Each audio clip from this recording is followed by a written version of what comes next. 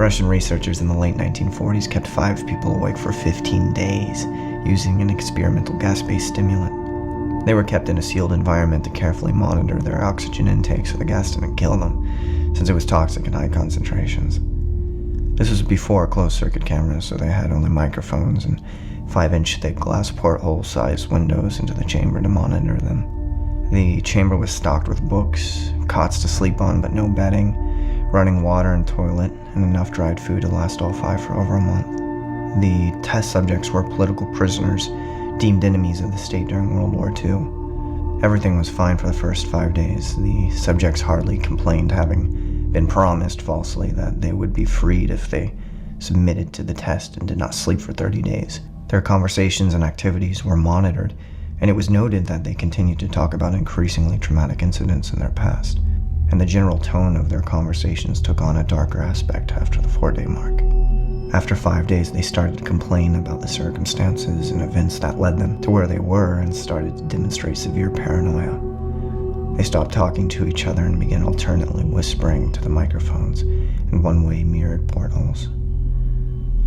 Oddly, they seemed to think that they could win the trust of the experimenters by turning over their comrades, the other subjects, in captivity with them. At first, the researchers suspected this was an effect of the gas itself. After 9 days, the first of them started screaming. He ran the length of the chamber, repeatedly yelling at the top of his lungs for 3 hours straight. He continued attempting to scream, but was only able to produce occasional squeaks. The researchers postulated that he had physically torn his vocal cords. The most surprising thing about this behavior is how the other captives reacted to it. Or rather, didn't react to it. They continued whispering to the microphones until the second of the captives started to scream. The 2 non-screaming captives took the books apart, smeared page after page with their own feces, and pasted them calmly over the glass portholes. The screaming promptly stopped. So did the whispering to the microphones. After 3 more days passed, the researchers checked the microphones hourly to make sure that they were working, since they thought it was impossible that no sound could be coming out with 5 people inside. The oxygen consumption in the chamber indicated that all 5 must still be alive. In fact, it was the amount of oxygen 5 people would consume at a very heavy level of strenuous exercise. On the morning of the 14th day, the researchers did something they said they would not do to get a reaction from the captives. They used the intercom inside the chamber, hoping to provoke any response from the captives they were afraid were either dead or vegetables. They announced, "We are opening the chamber to test the microphones. Step away from the door and lie flat on the floor, or you will be shot. Compliance will earn one of you your immediate freedom." To their surprise, they heard a single phrase in a calm voice response. "We no longer want to be freed." Debate broke out among the researchers and the military forces funding the research. Unable to provoke any more response using the intercom, it was finally decided to open the chamber at midnight on the 15th day. The chamber was flushed of the stimulant gas and filled with fresh air, and immediately, voices from the microphones began to object. 3 different voices began begging, as if pleading for the life of their loved ones, to turn the gas back on. The chamber was open and soldiers sent in to retrieve the test subjects. They began to scream louder than ever, and so did the soldiers when they saw what was inside. 4 of the 5 subjects were still alive, although no one could rightly call the state that any of them in life. The food rations past day 5 had not been so much as touched. There were chunks of meat from the dead test subjects' thighs and chests stuffed into the drain in the center of the chamber, blocking the drain and allowing 4 inches of water to accumulate on the floor. Precisely how much of the water on the floor was actually blood was never determined. All 4 surviving test subjects also had large portions of muscle and skin torn away from their bodies. The destruction of flesh and exposed bone on their fingertips indicated that the wounds were inflicted by hand, not with teeth as researchers had initially thought.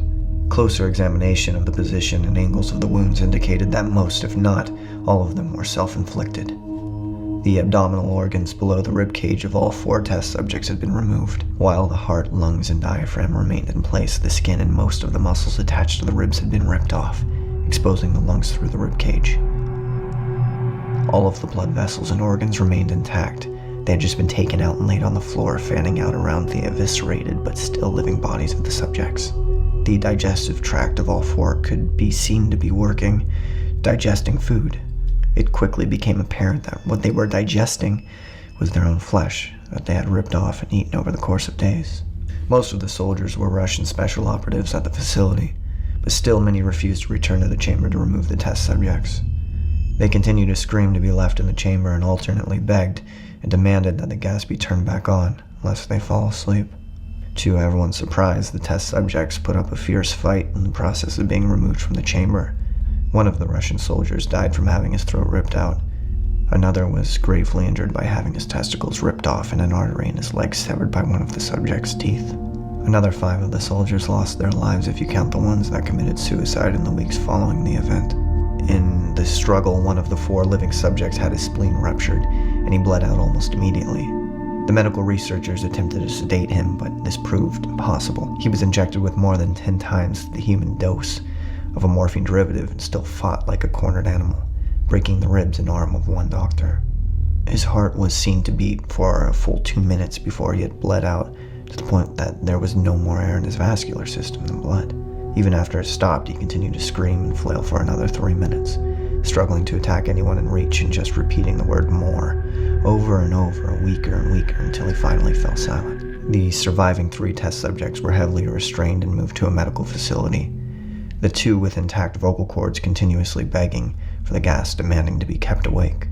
The most injured of the 3 was taken to the only surgical operating room that the facility had.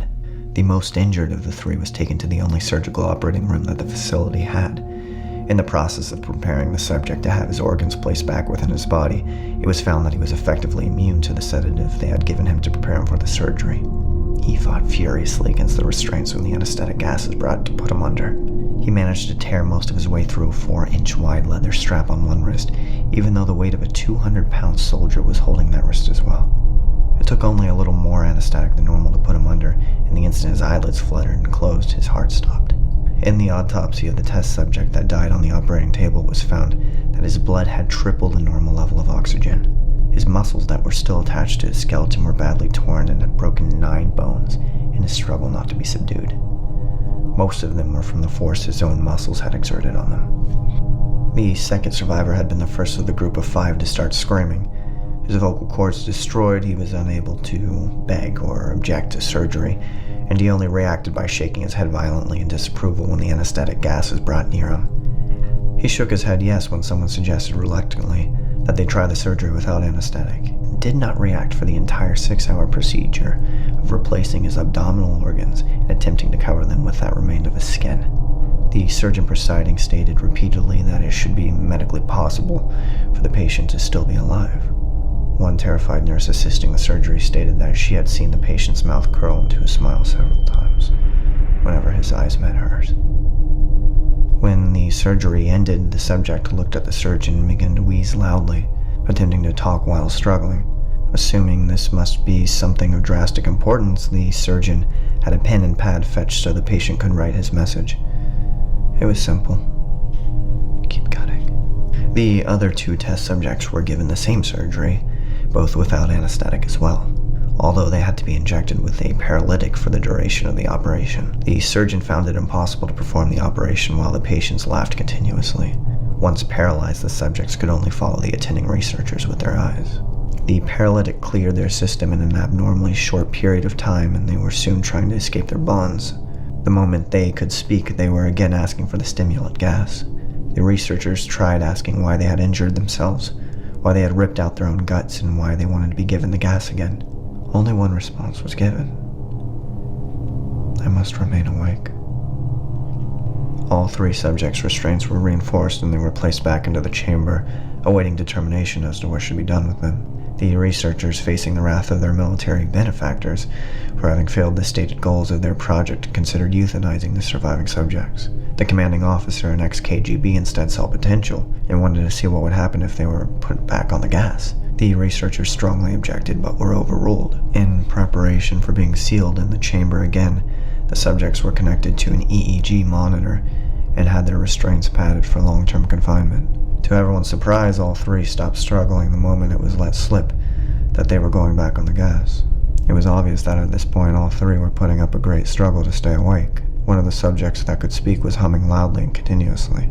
The mute subject was straining his legs against the leather bonds with all his might, first left, then right, then left again for something to focus on. The remaining subject was holding his head off of his pillow and blinking rapidly. Having been the first to be wired for EEG, most of the researchers were monitoring his brainwaves in surprise.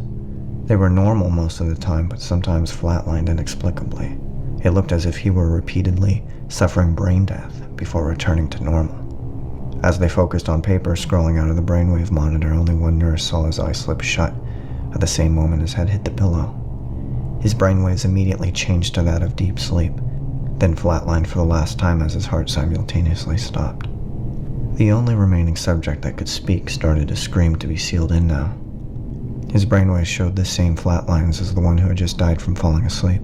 The commander gave the order to seal the chamber with both subjects inside as well as 3 researchers. One of the named 3 immediately drew his gun and shot the commander point blank between the eyes, then turned the gun on the mute subject and blew his brains out as well. He pointed his gun at the remaining subject, still restrained to a bed, as the remaining members of the medical and research team fled the room. "I won't be locked in here with these things, not with you," he screamed at the man strapped to the table. "What are you? What are you?" he demanded. "I must know." The subject smiled. "Have you forgotten so easily? We are you. We are you. We are the madness that lurks within you, begging to be free at every moment in your deepest animal mind. We are what you hide from in your beds every night. We are what you sedate into silence and paralysis when you go to the nocturnal haven where we cannot tread." The researcher paused, then aimed at the subject's heart and fired. The EEG flatlined as the subject weakly choked out. "So